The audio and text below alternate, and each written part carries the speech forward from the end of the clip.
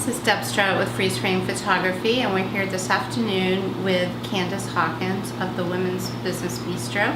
And on video this afternoon we have Jill Deering. And our conversation this afternoon will be with Emily Brackett of Visible Logic. And Visible Logic is a print and web branding company here in Portland, Maine.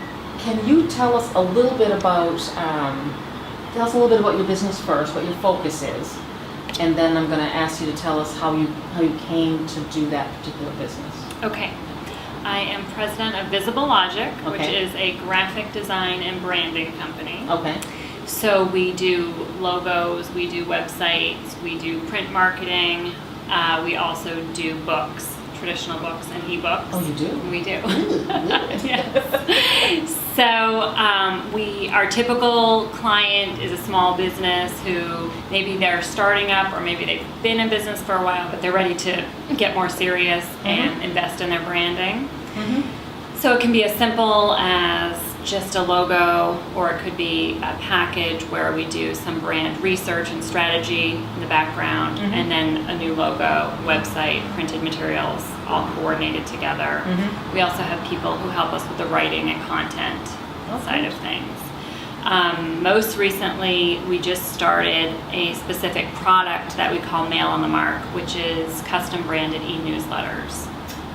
So people who are ready to take a step beyond something like Constant Contact, MailChimp, it's a similar type of service where you can go in and do it yourself, but the end result that ends up in everybody's inbox is custom designed, custom branded for your, the brand identity of your business and fitting your content in.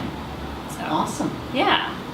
What did you find to be your biggest challenges in launching and growing your company? When I look at the history of my company, I think of it in sort of two pieces. One was from 2001 to the end of 2007, and at that time, until 2006, I was a one-person operation, and it was my husband earned a very good salary, and it was just like, okay, let's see what work I can get. I certainly was professional about it, but I wasn't really thinking about growing a business. Right. And then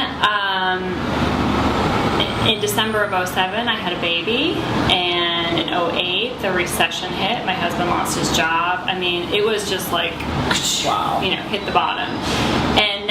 And actually, in the beginning, January of 2009, I hired a business coach, and I said, I didn't even know what was going on, honestly. Like from 2001 to 2007, I had sort of had a steady growth, but no plan, and that's when I actually had a plan. So, excuse me, the last 09, 10, 11, now have been my 3 best years ever. Continue to grow, adding staff. So that's a big jump. Yeah. So then when you look at your journey from where you began to where you are now, what advice would you give to other women that are either thinking about starting a business or have one that they might want to ramp up a little bit? I do think hiring a business coach is a good idea. Or somebody who can just... First of all, a lot of people get into a business, but they don't know business, which is typical. That was typical. I was a graphic designer. I was not a business person, that typical scenario. And so getting that business advice, I think I kind of tried to do it myself a lot too much. Like, I'll read this book, I'll read this blog, I'll do this. And I need somebody looking at my books, at my business to figure out. I really feel like that was a point where everything changed. Is, okay, I'm serious about this, I'm growing this.